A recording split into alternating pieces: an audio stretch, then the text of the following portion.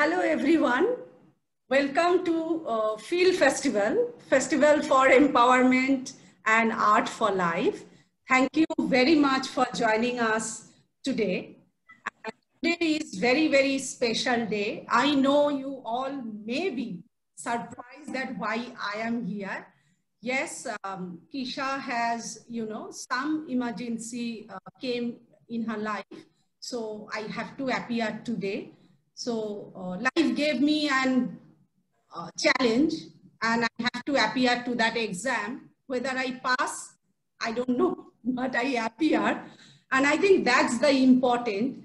And that's for me and we will learn today that appearance, actually how we can build resilience through mindfulness, gratitude, and compassion. And we have very special guests today with us. So I just wanted to say, before we are appearing with our special guest, I just wanted to say again that thank you very much for joining in this weekend. And this FEAL Festival is organized by British Council and Kolkata Sanghed. And today is the 5th day of webinar. We are almost at the end of the journey, and tomorrow is our closing ceremony. So before entering to the session, just some gentle reminder. I know you all brought that with you for today's session, but just a reminder that bring a bottle of water with you, keep dry fruit, notepad, pen, if you have sketch pen, color, and your gratitude journal. So that's few, gentle reminder. And also I wanted to mention that we have a child protection policy. So, if a child with you in this session, just ensure that an adult supervisor with the child. And as we are in this space, we are in the space of ourselves. We are investing the time for myself. So it's better to keep the cell phone in silent mode or keep it switch off. So this is a few, things. And again, before introducing the special guest, and specifically she is a very special person in my life also. So let's start our opening ritual. Yeah, I know everybody may be missing today Kisha, her beautiful voice, but we will, Kisha in different way will be with us, and she's with us in a spirit and in every, with her energy. So let's start with the opening ritual. Take a deep breath, breathe in, breathe out. And you can add the tune or music and say, I here now, I am here now, all of me is right here now. One more time, I here now, I am here now, all of me is right here now. So I just wanted to introduce myself. I know a lot of people maybe know me, may not be known me. So I'm Sohini Chakraborty, founder director of Kolkata Sanghed. Sanghed is a women-led pioneer in dance movement therapy in India and South Asia. And we use dance movement therapy as a tool for psychosocial rehabilitation, reintegration, and empowerment for the marginalized population with special focus of survivor of gender-based violence. And now I am so happy and privileged that I am here today. Life gave me an opportunity today to be with my special person in this session. So she is very special in a way that she is my teacher. I completed my PhD under her. She is lot of way contributed in my life for to learn and to grow. Um, so she is none other than Professor Dr. Lata Narayan.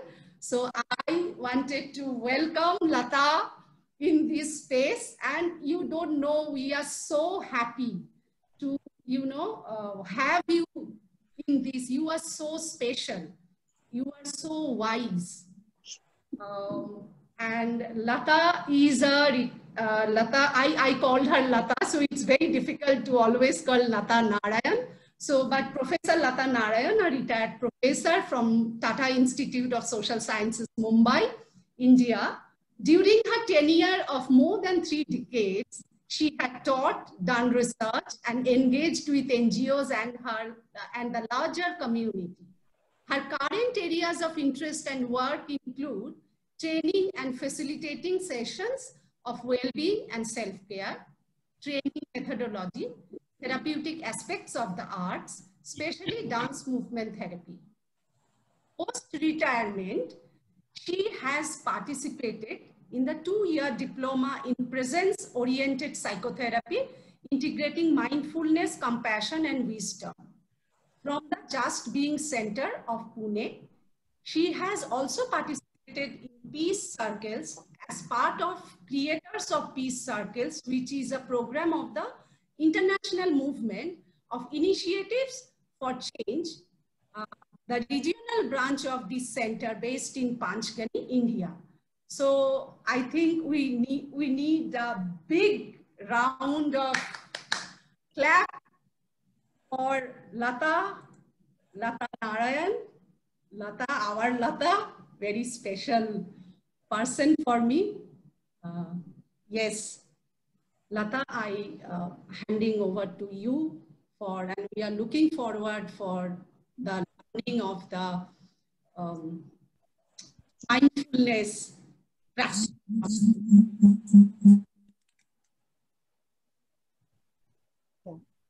Thank you, Sohini. It's really, really wonderful to create this space with you today. And it's also amazing just to let everyone know that we have a mutual Guru Shishya Parampara. I was her PhD guide, but before that, she is my dance movement therapy guru. Okay, so just to put that on record. Okay. Okay. Yeah, so Lata, if you can take us first today, the flow of the day. Yeah. You can, start the session, and if you can reflect also that why it's not only the mindfulness practice, why it is calling building resilience. Okay. So now today's session is called Building Resilience Through Mindfulness, Gratitude and Compassion. The flow of the session will be like, first I will tell you the rationale and go into what does resilience mean today, and then go on to mindfulness and compassion, gratitude and compassion. But all these will be done through exercises and practices, which we will experience ourselves. Because today's session is all about paying attention to ourselves and our self-healing. That's now, and the whole purpose is, it's a very short 45 minutes. So it's an orientation, it's an introduction, how to access and develop our inner resources and create a sense of safety within. Now, the earlier sessions use the arts, like we started with dance movement, music, gratitude journal, visual arts. And after the arts experience, each facilitator told you to now be with your body, sense what's coming up. So the tool, the medium happened first. In this case, we are going to focus on ourselves first, do the exercises, and after the exercise, when I tell you, take a pause, reflect on what's happening, we will use either an image or colors or a movement or a few words to really express our experiences while doing these processes. The two are completely interlinked. Okay, the languages of the body and the languages of the arts are totally interlinked. They use imagery, they use colors, they use movement, and very few words. Okay, the words are that of the intellect, which if you see the arts, there's very little of that. Okay, so we are learning the language, many more languages of the body and expression.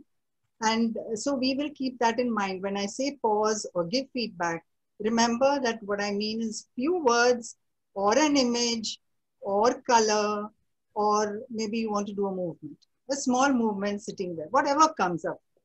Okay? And this entire session will be within the domain of mindfulness. Now, just before I start, I just want to put certain things in thinking of today's context. First is that, we are in a good frame of time where Western psychology and Eastern philosophy and practice are getting integrated. What do I mean by that? Earlier, Eastern philosophy practices were the invisible and it had to be only a subjective experience. Today, we find that Western psychology and neurosciences are proving evidence that the brain can be rewired. Things happen in the body.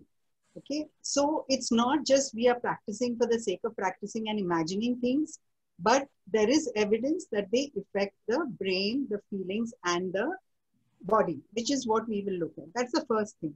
There's neuroplasty, neurobiology, interpersonal neurobiology, and there is quantum physics, which is proving more and more that our matter is all energy, it's all waves.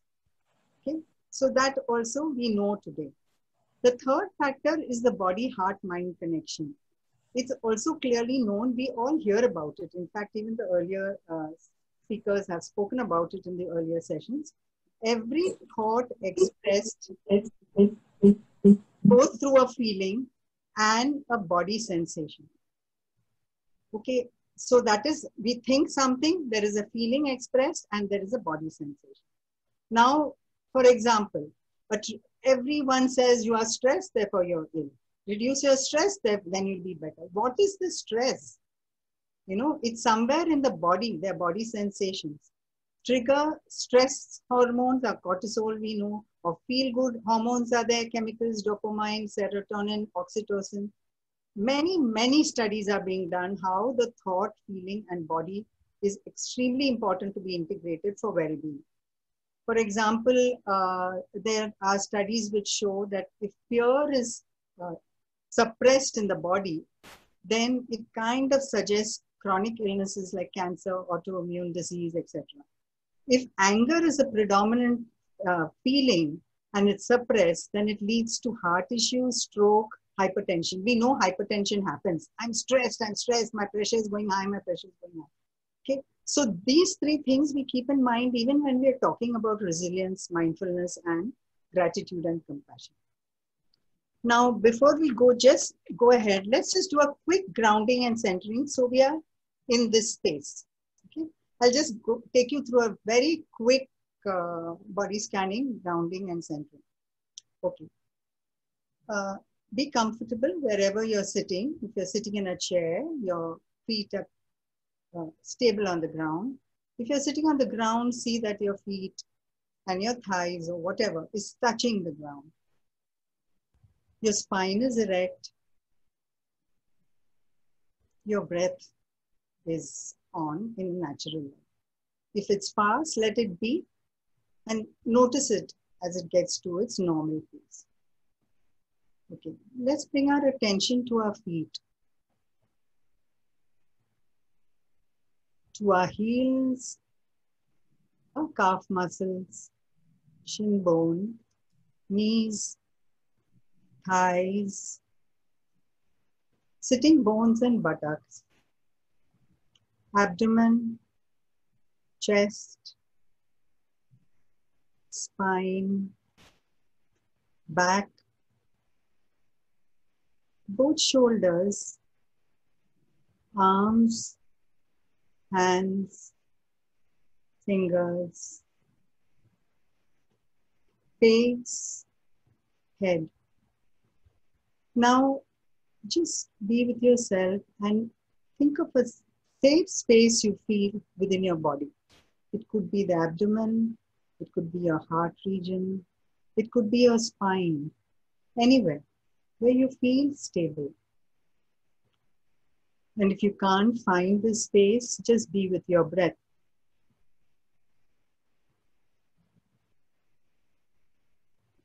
And just feel yourself being here in the moment, ready to receive and accept and give in this present space.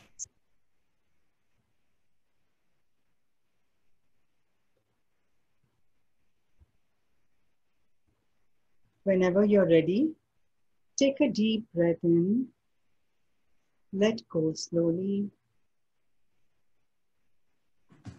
Feel aligned to the environment, and you may slowly open your eyes.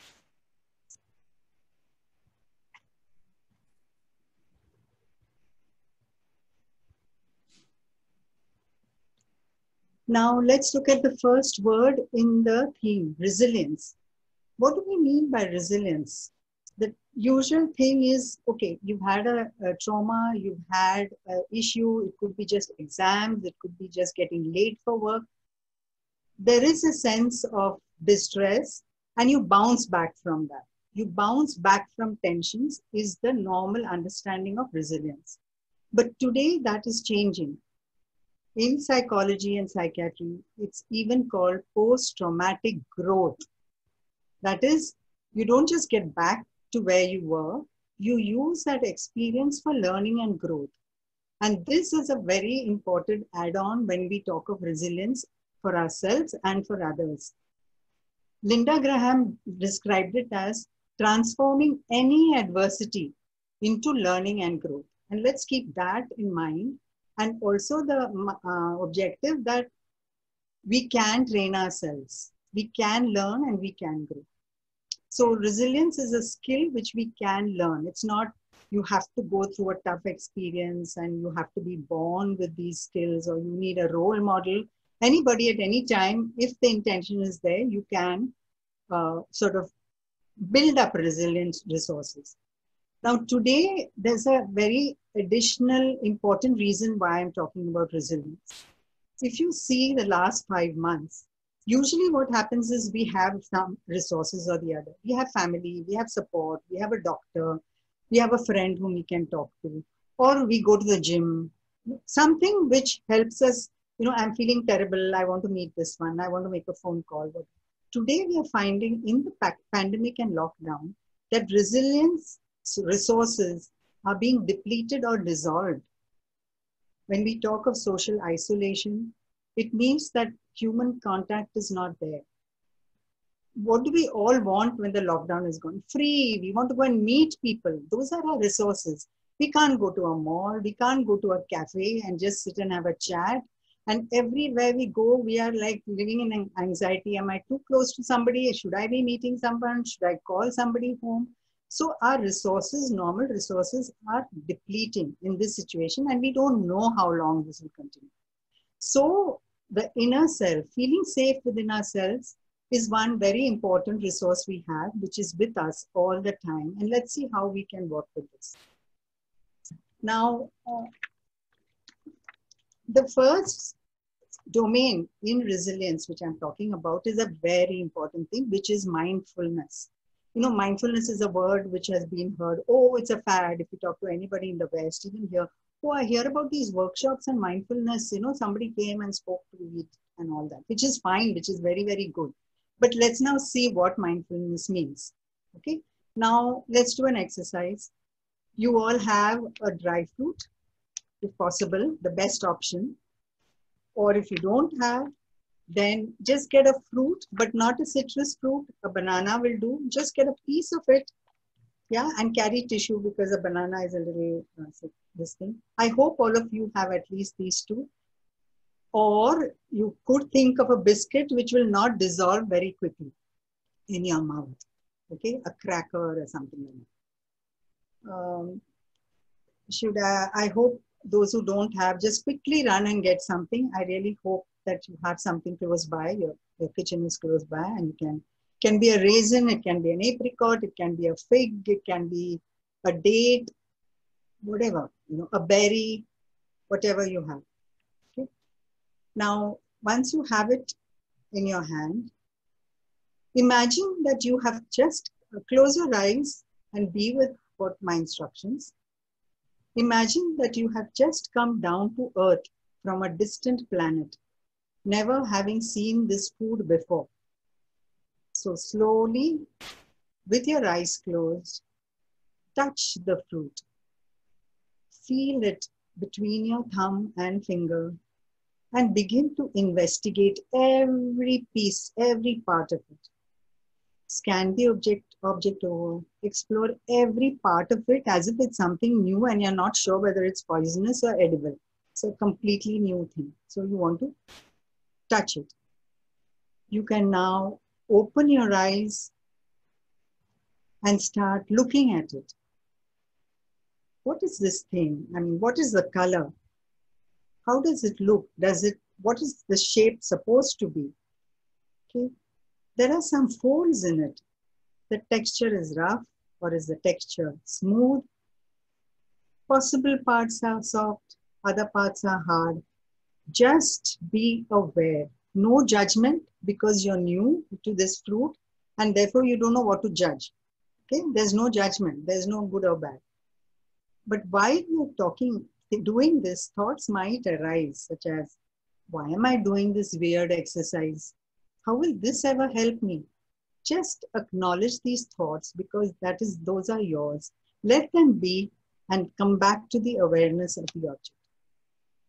Now you bring the object beneath your nose and see if there is a smell. Take a deep breath in and see whether you can smell it.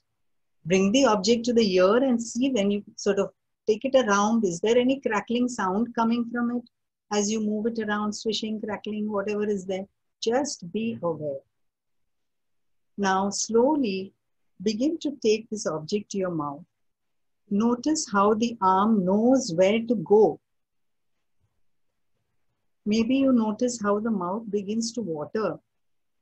And then very gently place the object in the mouth on the tongue without biting it. Just exploring the sensations of this object in your mouth. If your fruit is large, just bite a piece of it and keep it inside so that you can eat one morsel. Now after feeling it, seeing which side of the mouth has it gone to and what is happening on the other side. What are the tastes you are getting at this stage? When you are ready, intentionally bite on that object and notice again, where has it gone? Which side of the mouth? What are the teeth doing? Which teeth have you used for this?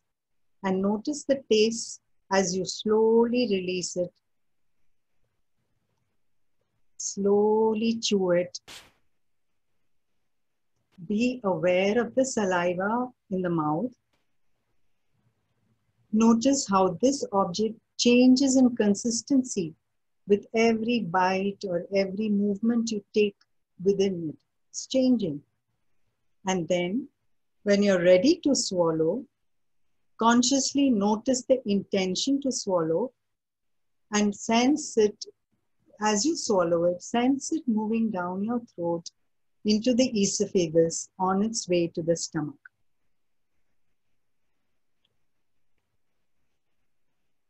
I'd like you to just be with this experience. And if anything comes up for you, you may write it down, put it in the chat.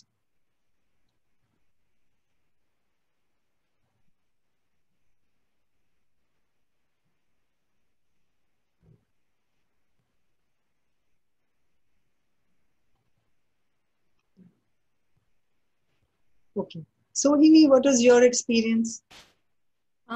My experience is I am sensing cold and tickling,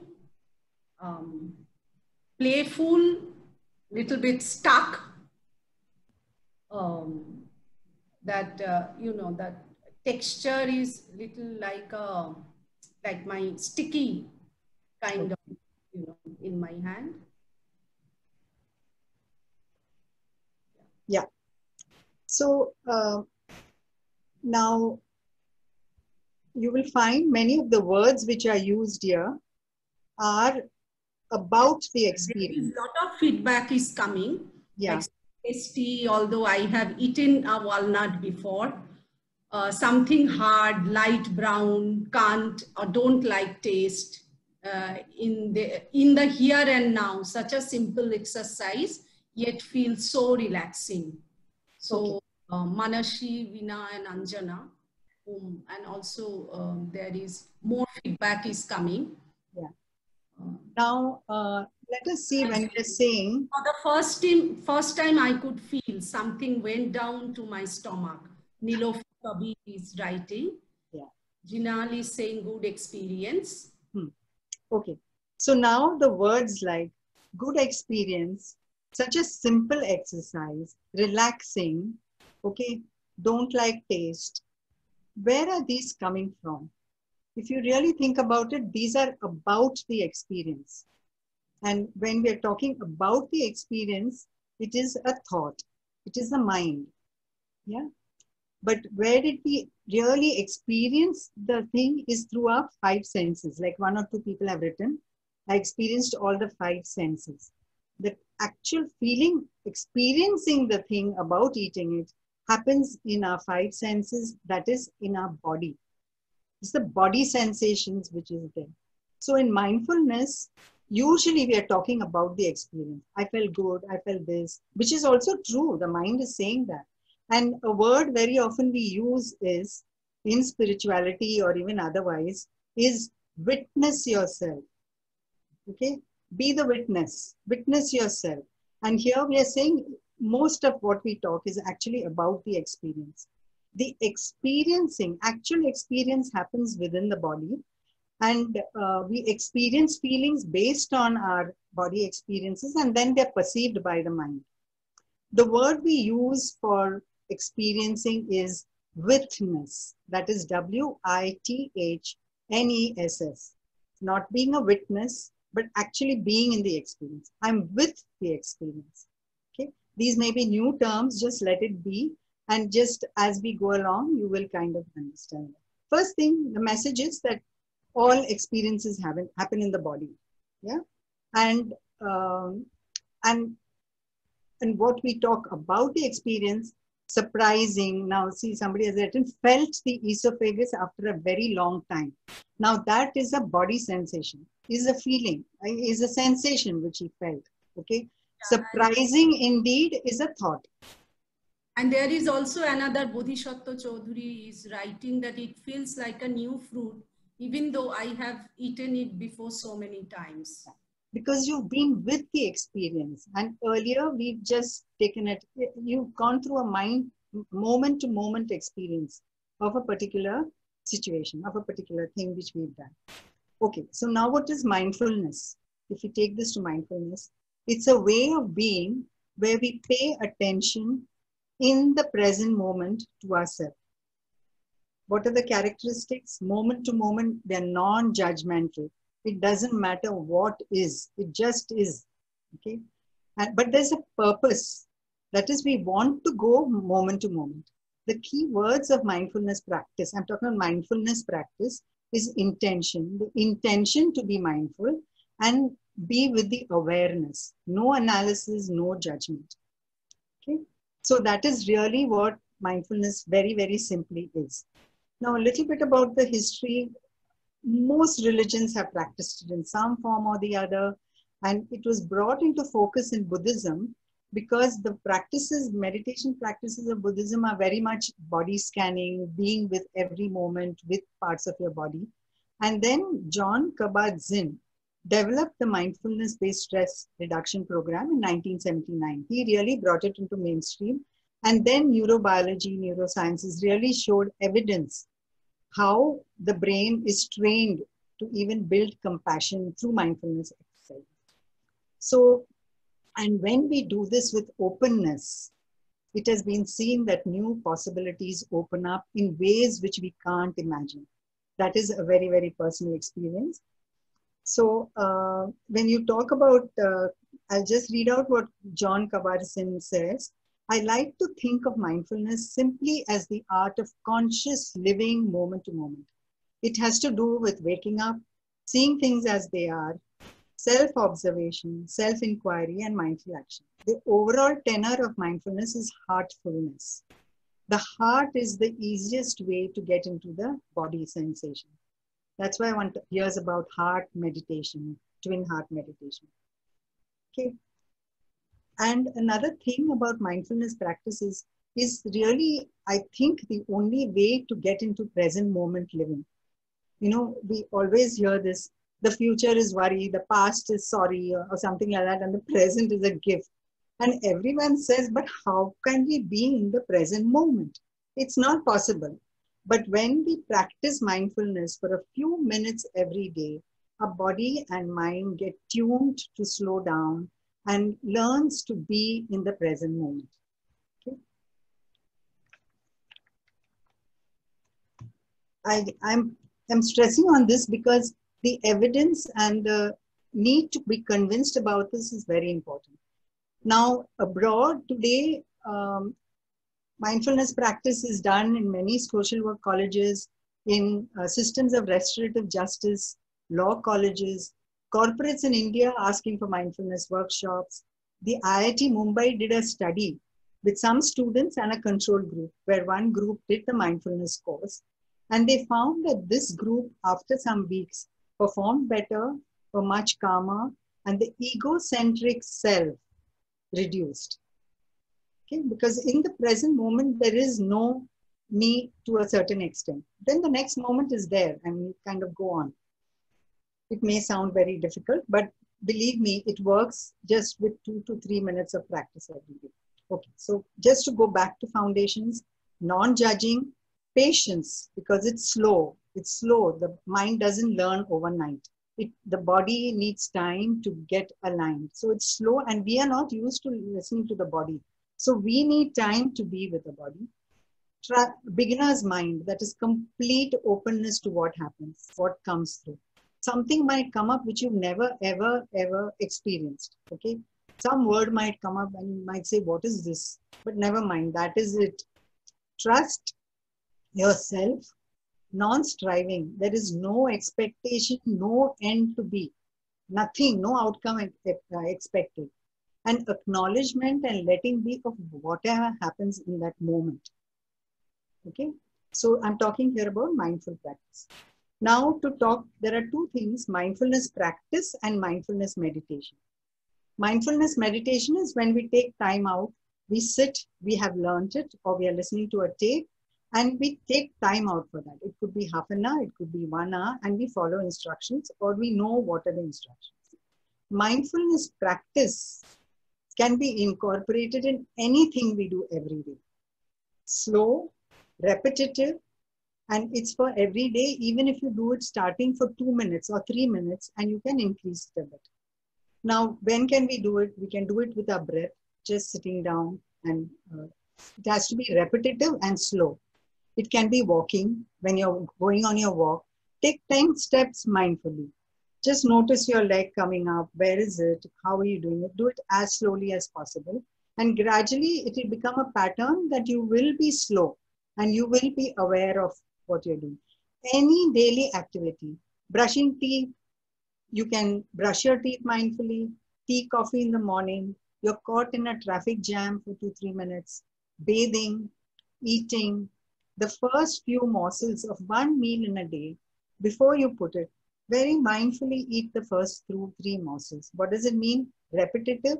Have the same food. Okay, there are 5, 4, 6 dishes, have the same food, 2-3 morsels. Be with it and just observe. It is not an analysis, I want to say, just be with it. Okay.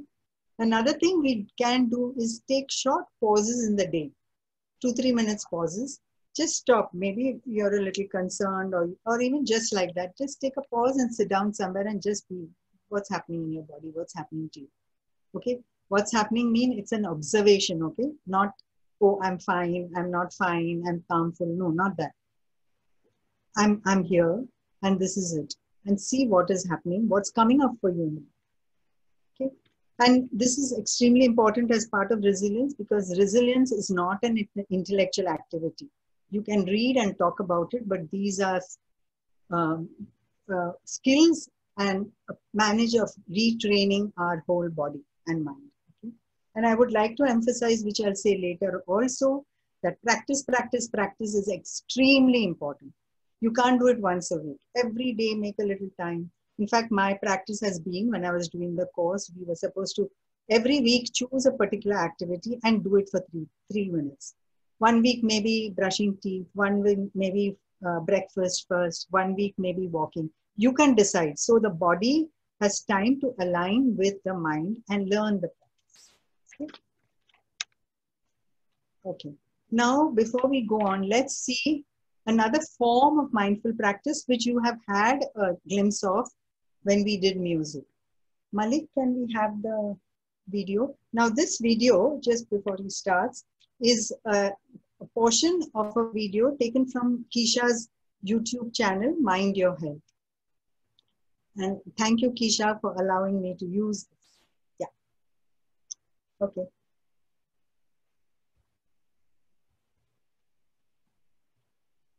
They're going to be taking us on a musical journey. So I'm hoping that I'm hitting all the right notes as I say, welcome, Leslie. Welcome, Mayuri. Thank you so much for joining us here in Mind Your Health. Thank you. Thank you for inviting us. So let's start out this journey. Let's start out this journey of being able to express yourself musically, and if music can lead to feeling better. A lot of our experience has come from communities. You know, we are part of many, many communities all around the country, communities of different cultures. So it's a wide range of people.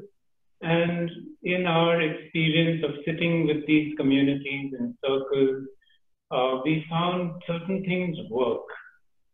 And over time, we've had to make these practices more and more universal so that people of different languages, culture, musical, non-musical, all feel they are equally relevant to the space. One of the things we do is something we call humming like a bee. So how we do this is we keep our lips together and we take a breath, maybe a few breaths, and then we gently make a humming noise.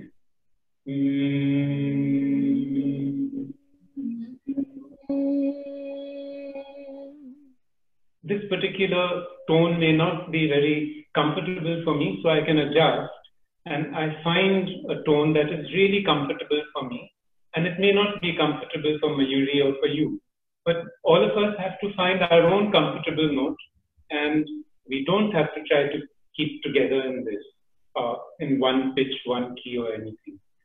And let's see if we can keep the humming going for a little while. And when we're out of breath, which we will get, we just take a in-breath quickly and resume. We will start. And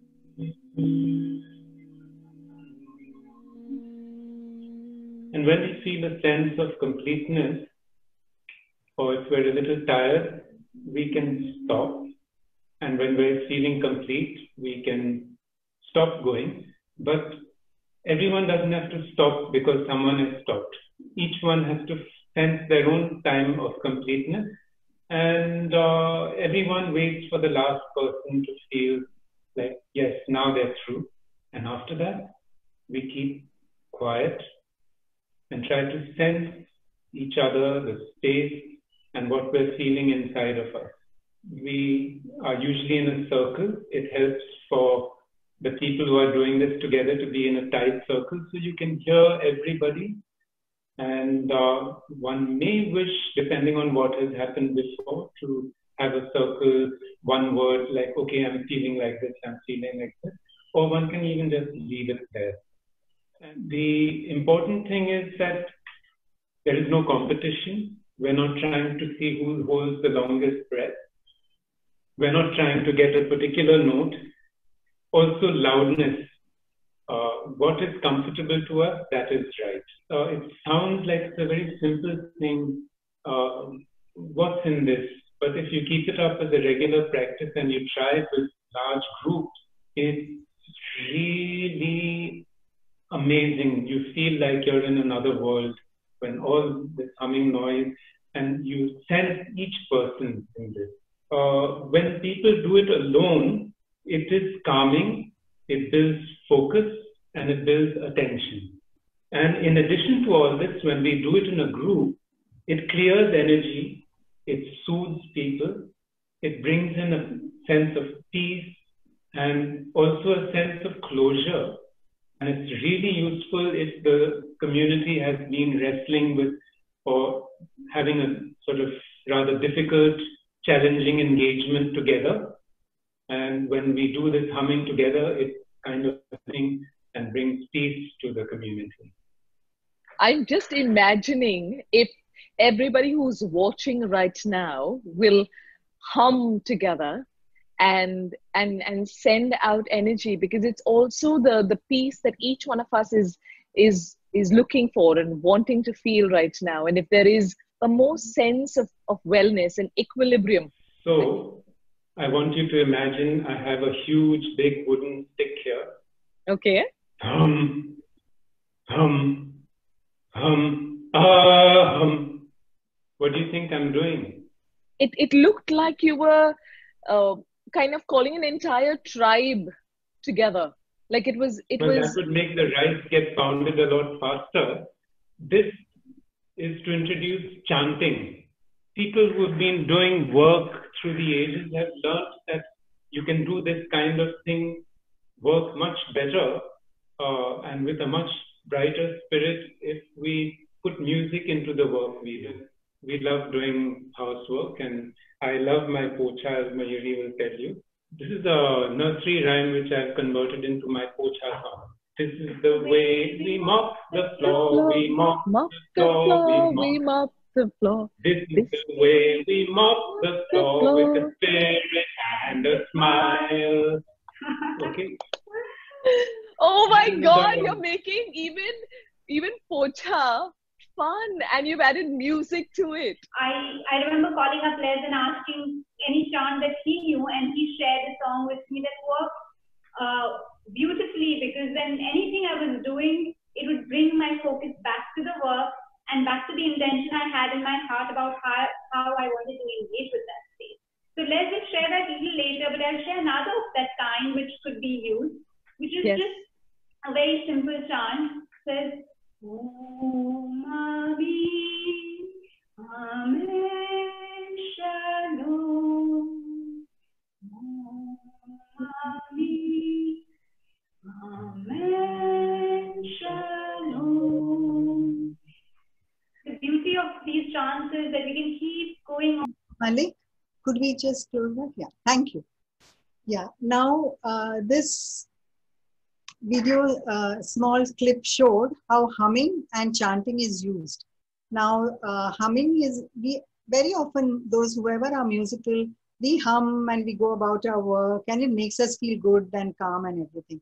But when we do it mindfully, if you're doing a particular task repeated, like Leslie was mopping the floor, it's repetitive. And if we have a hum, then we, or a chant like he had, we can do it a little more mindfully. It brings, when they're using the word focused, it's really awareness. In mindful language, it is awareness. Again, the humming, they spoke about groups. Many of us work in groups, you know, as practitioners of the arts or as psychologists or whoever. So we realize the power of humming mindfully, left alone, no competition, slowly at each one's pace, no uniformity. One might finish first, the other might finish last, doesn't matter. It's mindful humming together. And they said it is so powerful. But of course, we have to tell them that be with your humming, and those instructions are given. But this is very, very powerful in a group. Chanting is something which we've had down in ancient cultures. Nearly every religion, every culture has chants. And many of us are used to them. Some may be religious, some may be uh, any kind of a tribal song, the first line of a song, whatever we like. Now, here also, what happens is, I'm talking about chants we use spiritually. We put on the tape and we are doing our work, and we're hearing it. Even that has power, because ancient chants have their own power in the way it has been created. Okay, that's one step. The second step we do is we chant along. Again, when we are doing work, we know some, even if it's a rosary or a Hanuman Chalisa or, whatever it is, or any chant, we are saying it, but our mind is wandering all over. That is also okay, because it's one step more. The most powerful chant is when we are with the chant. If we are walking or if we are just with ourselves, the chant which we take for ourselves with an intention. It could be that one song, one line of a very favorite song of yours, which have words which show your intention, and you also enjoy it and you go ahead with it. Okay, you can use a chant with maybe brushing your teeth, but after some time, once you're used to brushing your teeth as mindfulness, it might add to it. But ideally, chants also should be given time, 2-3 minutes on its own, to be mindfully observed. I'll just use a chant. Many of you may know this. It's the first line of a chant for spreading happiness in the person. Now I'm using the mindfulness foundations. I'm not analyzing my voice. I'm not judging myself. Okay, so whatever is. I'm in the moment and just chanting. And you all can chant with me. Tera mangal, mera mangal, sabka mangal hoye re. Tera mangal, mera mangal, sabka mangal hoye re. Tera mangal, mera mangal, sabka mangal hoye re. Now, when you say it, it settles in your body as a memory too. A very positive vibe. For those who don't know Hindi, this line just said, may you be happy, may I be happy, may everybody be happy. It was just that. So one can also take a chant which helps in becoming mindfulness. Okay, now let's just think of what we have done so far. Take a pause, and be with the experience, see what you sense, and write a few words, an image, a color in your book, and you may write on the chat too.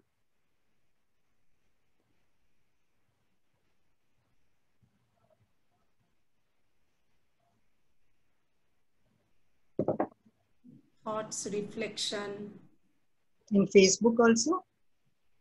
Yeah, we are in FB Live also.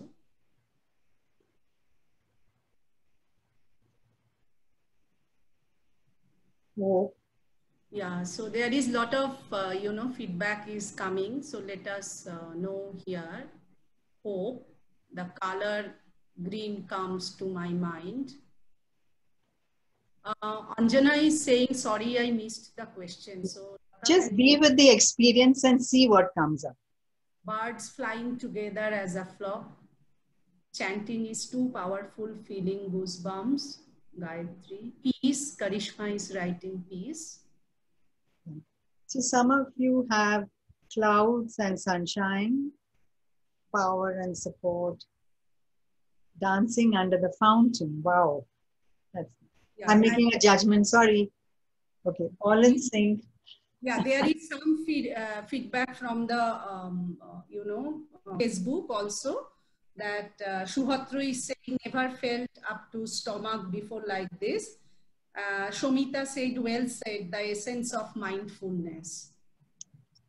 Yeah.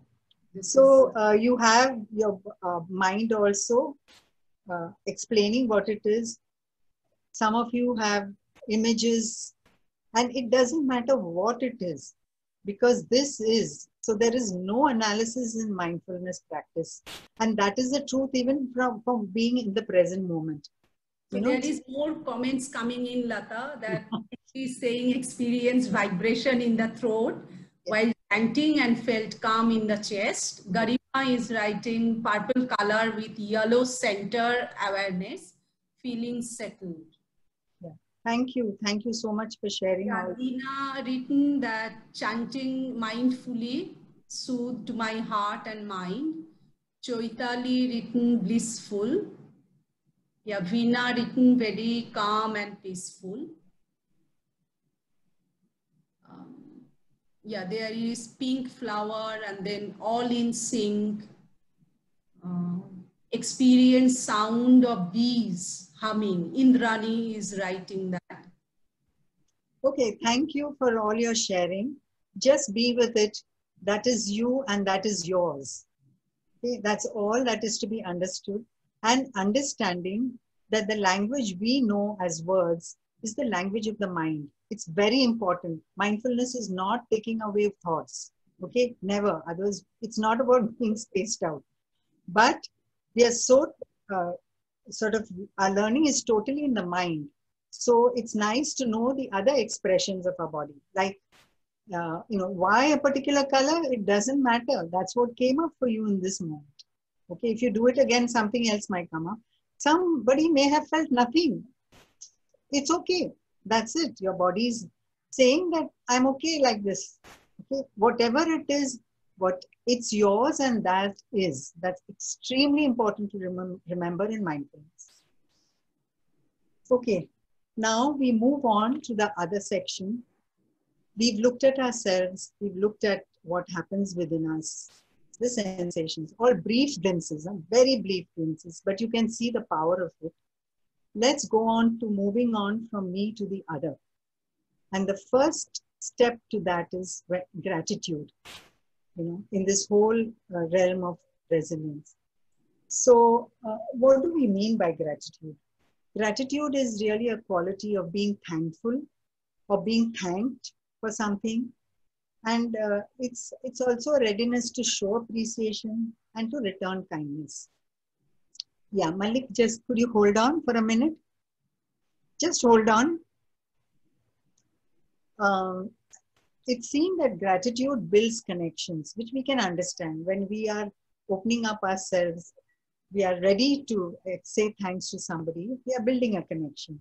When somebody expresses thanks to us, we receive it with appreciation, and it makes us feel good.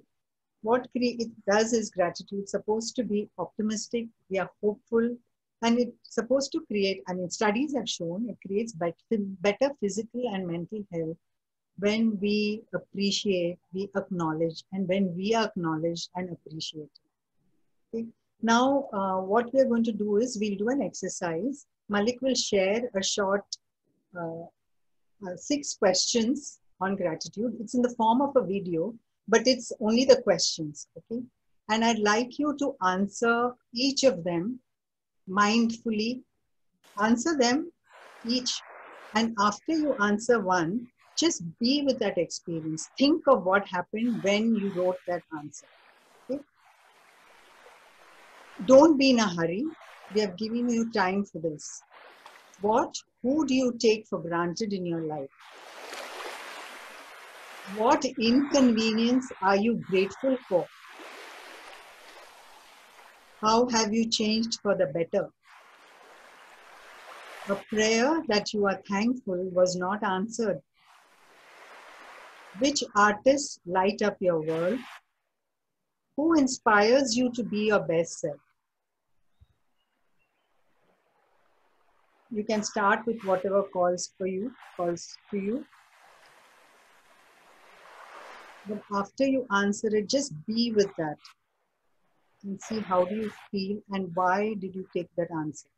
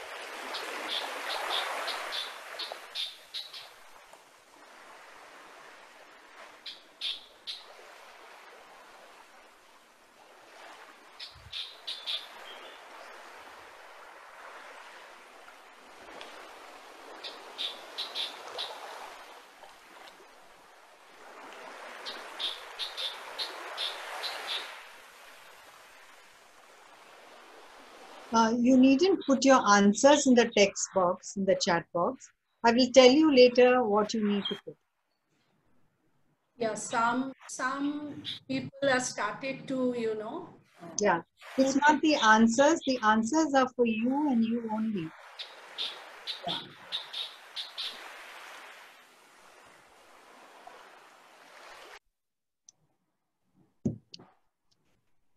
Okay. Just pause for a minute and see where is the felt sense in the body. How did you experience this exercise? Again, you can add to the chat box. Write it down in your gratitude journal. Images, color. What was difficult? What was easy? And why?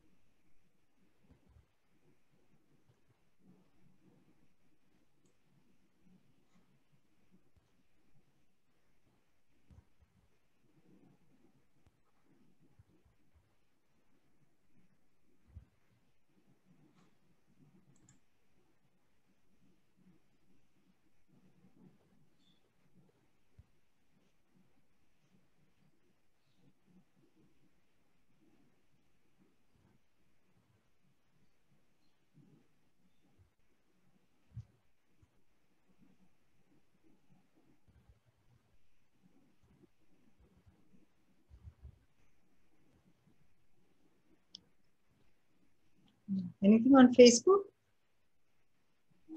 So there is 2-3 feedback are there. So like coming, I think because it was while listening to the ocean, felt very thoughtful. I'm grateful for all inconvenience. Makes me relax, as if not showing gratitude towards anything is like burden on my soul. Yeah, I feel vibration in hand while writing, but now I feel relaxed and sleepy. The thoughts and answers came easily, but accepting them was not as easy. I tried to question if this is the right answer and could experience some tension in. And as I am typing, I think I am also accepting it slowly and can sense the tension and releasing. Some sensation in the head. I realized I don't feel grateful of my inconveniences.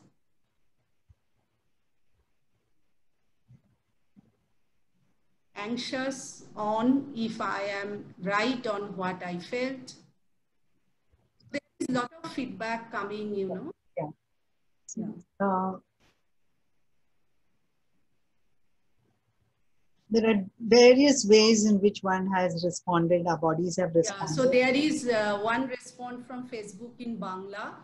So I'm saying the Bangla and, you know, just translating also that গাছের পাতাগুলো move করছে চারিদিকে, greener sound.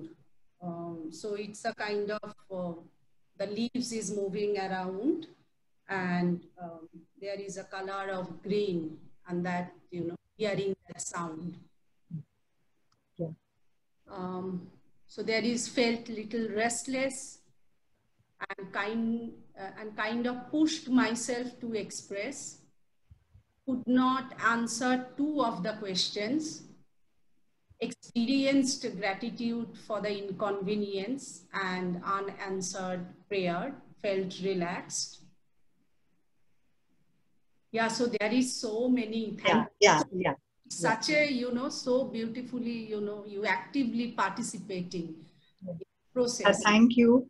See, yes, there are 6 questions, and as an exercise it was done, but I'd like you to, it will be put up on Facebook, go back to these questions at some time, because gratitude questions are repeated once in a while in life. It's not once and for all.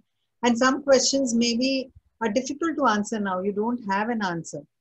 But maybe at some point you might say, this is what it is. Okay? And you will also receive this entire thing as a resource as well. So, you can work at home also. And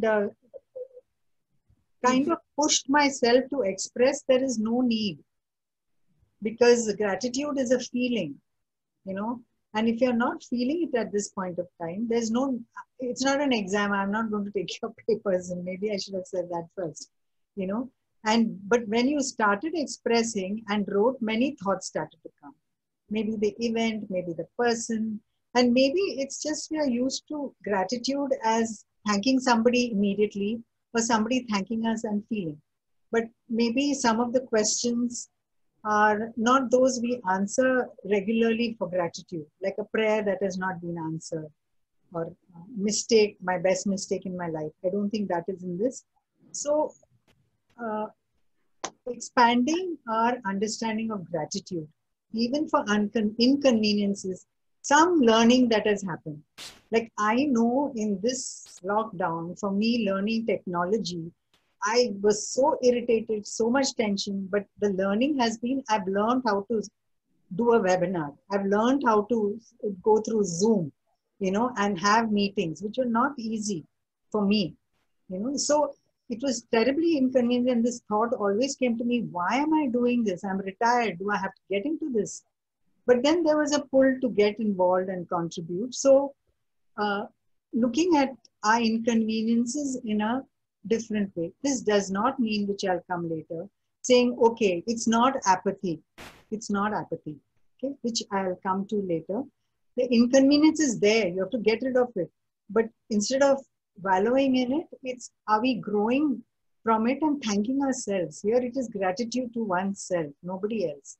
And of course, others who have supported it. Okay. After lockdown taught us to live with simple means. Yeah. We're grateful to all of you for these beautiful expressions. Okay. Yeah, thank you for all your various things. And I know I'm sometimes pushing you to express yourself. If it was a class face-to-face, it would have been much more process, much more time. But considering that I wanted to give you a glimpse of all the 3, this is great that what you have written, and you've been with the exercise as far as you can. Okay? This is what you were in that present moment. Please remember that. Okay. Now let's go to the third aspect, which is compassion. In the feedback, you can give questions, okay, if you feel like. Now, compassion is another big word, which we use associated with sympathy, empathy, feeling for the other, concern to do something for somebody who's hurt, like say for migrants or anybody who's lost jobs and things like that. Could be at a much smaller level also, somebody at home, or a child being beaten, and you don't want that, even to see that, as a parent. Now, there are 3 types of compassion which we can automatically think of. One is of receiving compassion when we are feeling low. Somebody is offers empathy, understands what we feel like, it's compassion towards us. So how do we receive that compassion? Are we kind to ourselves? Do we receive the compassion, or do we say, oh, no, I'm okay, it's all right, So that's how do we receive compassion? How do we extend compassion to others without being hierarchical, not egocentric, and really empathizing that I am with you. And the third is self-compassion. Very often we forget to be compassionate to self because we are so critical. I could have done this, I could have done that. Okay, so that's where mindfulness also comes in, to be in the present. So self-compassion. Now, neuroscience shows that mindfulness gives people more control over their lives and facilitates the noticing of the suffering of others and the skills to be compassionate. It builds compassion, mindfulness, and meditative experiences. Now, there are studies by Dr. Davidson who showed that the brain can be transferred and generate compassion. So if we are critical of ourselves and negative, then science shows that you can be different. Then Dan Siegel, who's really the pioneer of the emerging field of interpersonal neurobiology, found that mindfulness and meditative exercises, it promotes the growth of integrated fibers in the brain. And integration is the fundamental mechanism for self-regulation. Never mind if you didn't understand all that too much, but we experience a sense of deep well-being and compassion for ourselves and others. And his studies have all shown that we are interconnected as a whole. The separateness which we are creating through all kinds of means is unnatural. We are connected and our brains are wired to connect. That's why volunteering, seva, these are given a lot of importance, and they make us feel very good inside, and really very listening. Now let's do an exercise of loving kindness for ourselves and for others. Okay? All ready? Let's close our eyes. Once again, I'll just take you to grounding, a little more lengthy.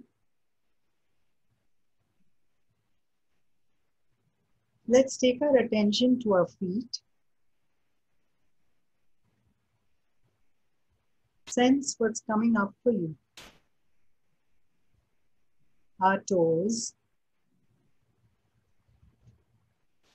our heels,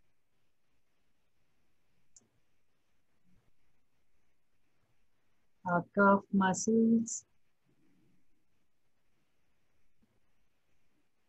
our shin bone, our knees,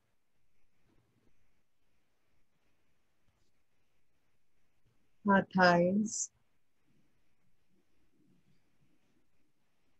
our hips, abdomen, chest, spine, every vertebra of our spine,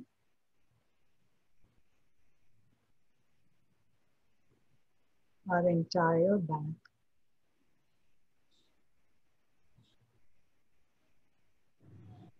our shoulders,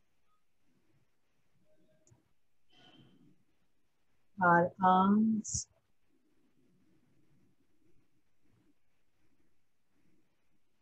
our hands, our fingers, our neck, our throat, all the features of our face.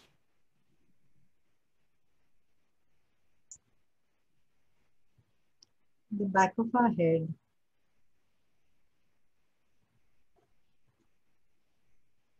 our whole head.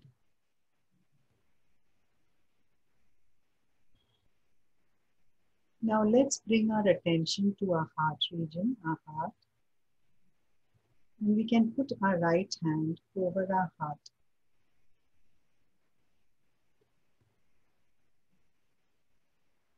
Be with the breath.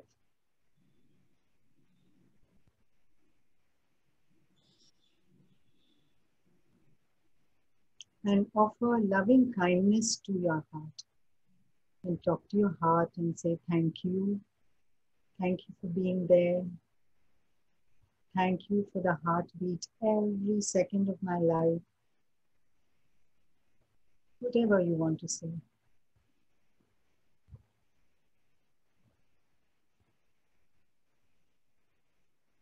Now, you may repeat after me as I say. As we offer loving compassion to ourselves, may I be healed. May I be healthy. May I be liberated. May I always operate from love and compassion.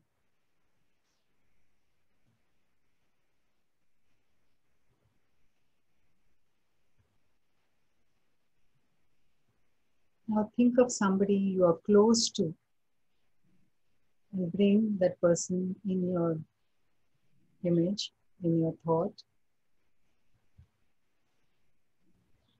May you be happy. May you be healed. May you be liberated. May you always operate from love and compassion.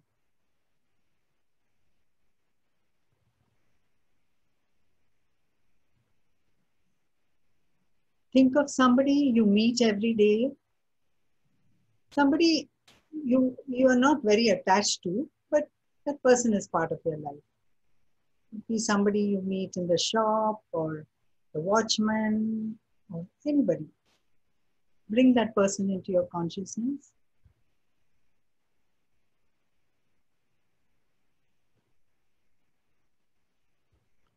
May you be healed.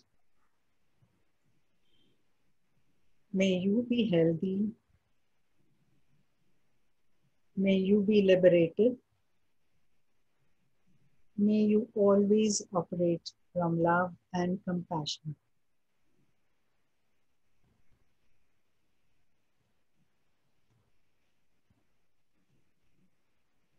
Now think of somebody you don't get along well with.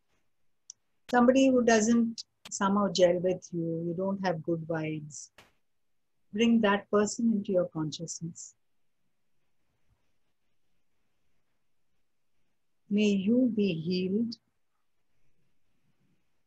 May you be healthy. May you be liberated. May you always operate from peace and compassion.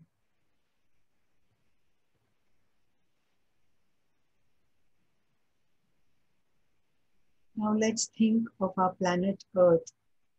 Our planet Earth is our body. We are all parts of this whole body, organic whole. May the earth be healed. May all life on earth be healed. May all be healthy. May all be happy. May all be liberated. And all operate from love and compassion.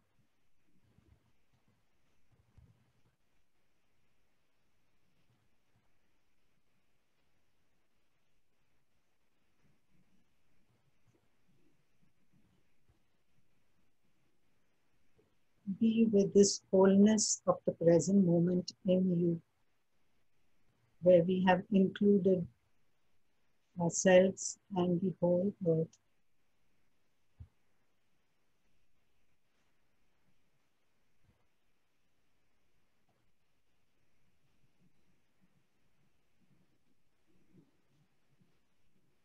When you're ready, take a few gentle breaths. Give yourself a nice warm hug.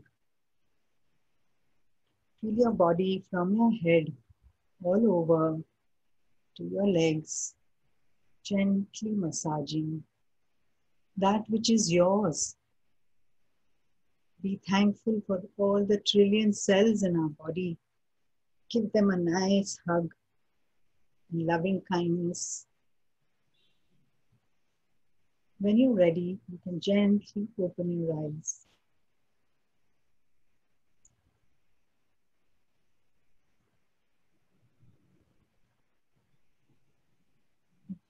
If you wish to share, you may. Thank you, Lata. It's such a wonderful experience. You know, felt so loved, so care of, lot of support from inside, and feeling a kind of silence and emptiness. Yes. It's such an amazing experience. Thank you. So anyone, if you wanted to share, you can, yeah. Can't express the feeling in word, it's beyond that. Thank you for this. Thank you.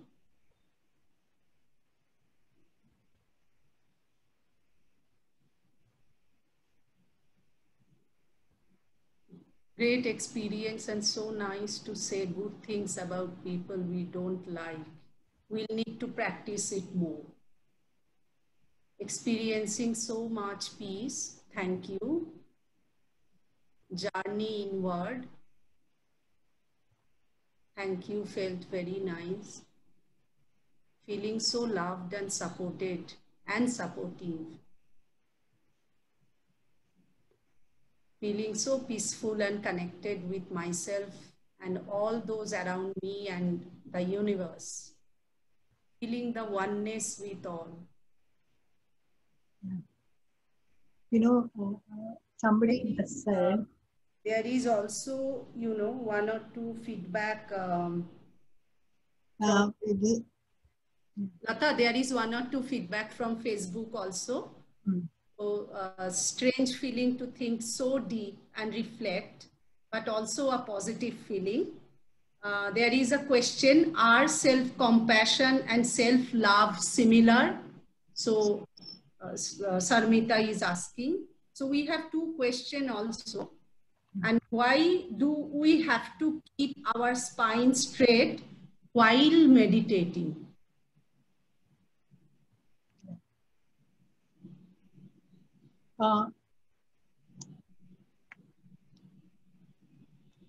Yeah, before I answer those two questions, before I answer those two questions, somebody has written that it was strange thinking good things about people we don't like. The practice is not about thinking good things at all. It's not that suddenly we'll start liking them, but it is from a compassion of you are also part of me as humanity, and I'm wishing well for you. You're not saying, so you have to change and I hope you change and all that. No, it's just acceptance of the person as the person is, but an inclusion of more and more people into our sphere of connections. Okay. And as we do this, if this has been very useful and powerful, it's something we can do. I've given some in the resource list, 2 or 3 mindfulness, loving compassion websites or links. Please do it. And now you know how to do it. I've kind of gone through it with you. You just need to do that, you know, and it really, really opens up your heart and expands your possibilities and your whole perspective on what is happening, you know. So it's really, really very, very useful to do this, and the gratitude exercise. Gratitude is also something I say, practice, practice, practice. Even though it sounds cliche, I'm sure many of us do that when we meet our watchman, our maid, we give a nice smile. Do we acknowledge them? We need not say thank you, but acknowledge them and appreciate them whenever we get a chance. Just keep practicing gratitude. Whenever something nice happens to you, just say thank you, universe, thank you, body, thank you. It might seem a little strange, but our energies are growing in a very positive, strong, resilient way. Okay. Yeah, so before going to the question, if I am taking some thread from your discussion. So can you reflect or say, that what is the main takeaway from this, session, so that we all can hear that, and then we can, go to the two questions, and then we can go for the closing of the session. Okay. Now, some points I want to clarify. Resilience doesn't mean, and thinking all this doesn't mean our troubles will disappear. They will all be there. It's not that we will not get COVID if we practice compassion. No. Okay. It's only our quality of response to these situations will be different. Okay. Secondly, we will experience all the emotions. We won't be going around with a halo around our head. We will get angry. We will get irritated. We will get jealous, all that. But this, the minute it happens, if we practice mindfulness, we will be aware of it. What is happening to it and how do we release it? What is our response to it? Okay. Then I've also said that one takeaway is this session is really about orienting you, exposing you, and making you understand what this whole area of resilience, mindfulness, gratitude, compassion is. And giving you self-care practices, which you must do every day if you want to go on this path, especially the mindfulness practices, the daily practices. If you're not ready to go in for a meditation program, it's okay. Wherever you feel comfortable, start. If you're more comfortable meditating, start with that. It's okay, whatever you're comfortable with. I've given you another thing which practice, if I may say, some families, if they are in tune with this kind of thinking and feeling, sit together and at dinner have few moments of mindfulness practice together before saying grace or after saying grace. So that's something you can even teach with children. Then practice, practice, practice is my mantra for this. Don't stop, because our body quickly gets into comfort zone and it needs time. There are one or two things. Another I want to say last is that, it's not enough. Today we are in a situation where the whole world is saying we are going for a new normal. Okay. Things are going to be changing. So the whole energy is talking about change. So now I feel this is the best time to take a resolve of making a change you always wanted to make at this point of time. The energies are supporting us in some way. Okay, for yourself or for the community, take a resolve mindfully, do your practices. And I feel this is the best time to bring about a change, because everyone is talking about change. Everyone is saying this should not happen. Whatever it is, whatever it is. Okay, so that's my third takeaway. Let's not just leave it as a practice for ourselves and for us. Yeah, and the biggest challenge, and if I quote Dan Siegel, who's a neurobiologist, he says to integrate our identities. And the biggest lie we are living is the trauma of the lie of a separate self. And for this, that is that we are all separate. That's a big, big lie, he says. We are interconnected. We are all parts of the whole of this earth planet. And we must contribute to bringing those energies back together in our own way. Even if we practice this, those energies will go. But don't stop at that. Yeah. So this is all about the importance of our inner journey and the present moment. Thank you. Is that okay? And Lata, can you come back to that two questions? Yeah, I hope I can do it. I'm not really. Self-love and self-compassion. They're very similar. As long as the love doesn't come from the ego. Okay.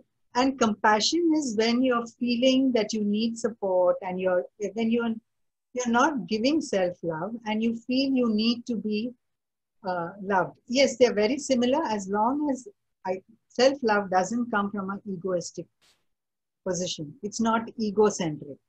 Okay, it can be very similar.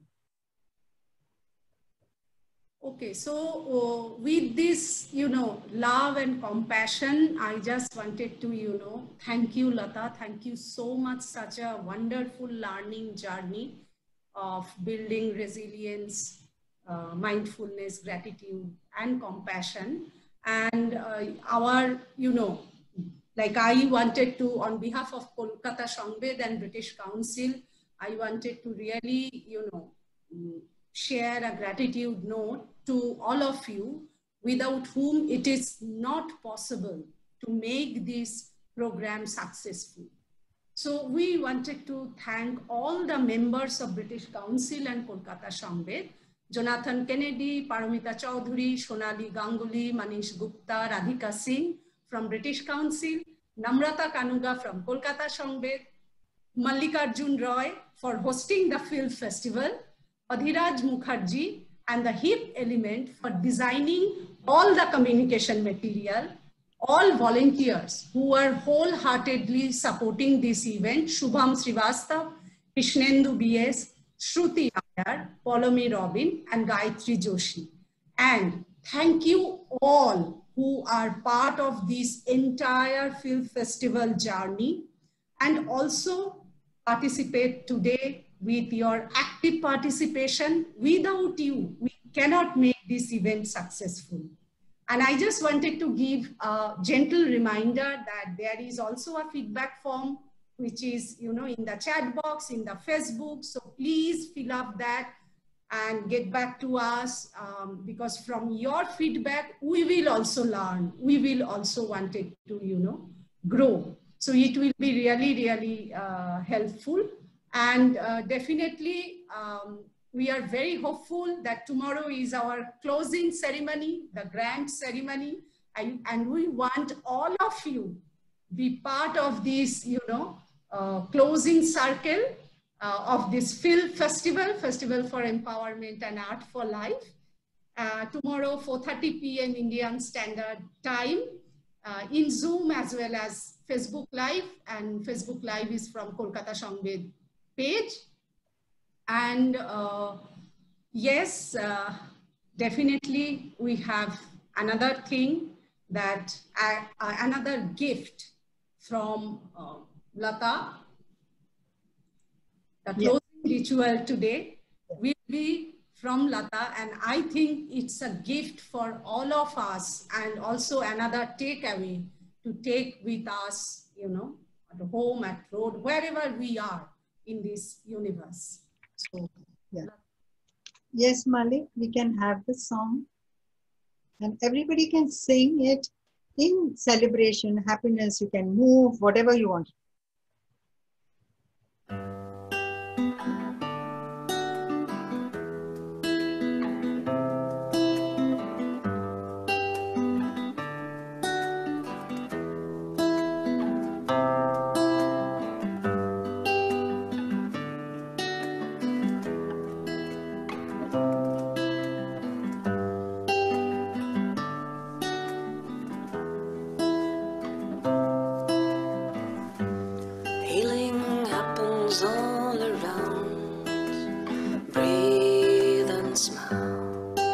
Still and know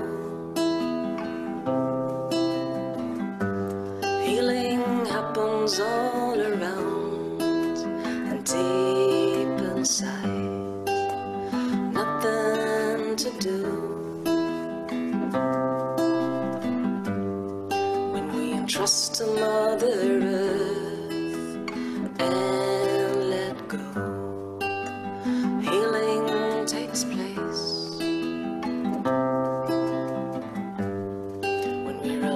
on what we are and surrender ourselves, nothing else to do. Be aware of your fear, just breathe with it. Your presence is enough.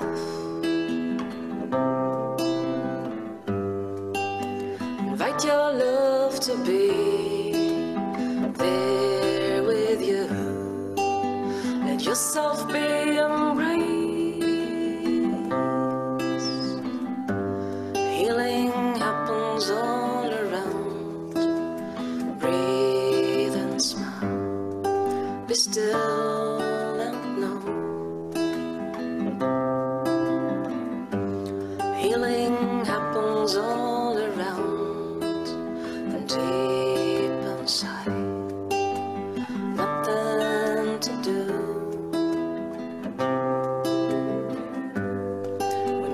trust to Mother Earth and let go. Healing takes place when we relax on what we are and surrender ourselves. Nothing else to do. Be aware of your doubt, just breathe with it. Your presence is enough. Invite your love to be there with you. Let yourself be embraced. Healing happens all around. Breathe and smile. Be still and know. Healing happens all around and deep inside. Nothing to do. When we entrust to Mother Earth and let go, healing takes place.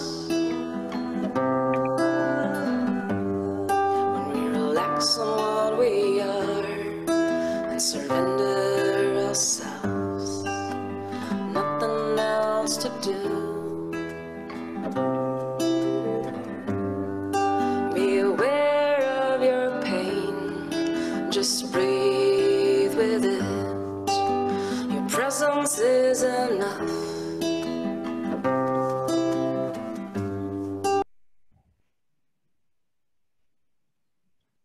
Thank you. Thank Thank you you all.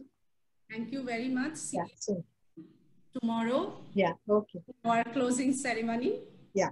30 p.m. Zoom and Kolkata Samved Facebook Live. So stay well, stay safe, and be present with your mind and body.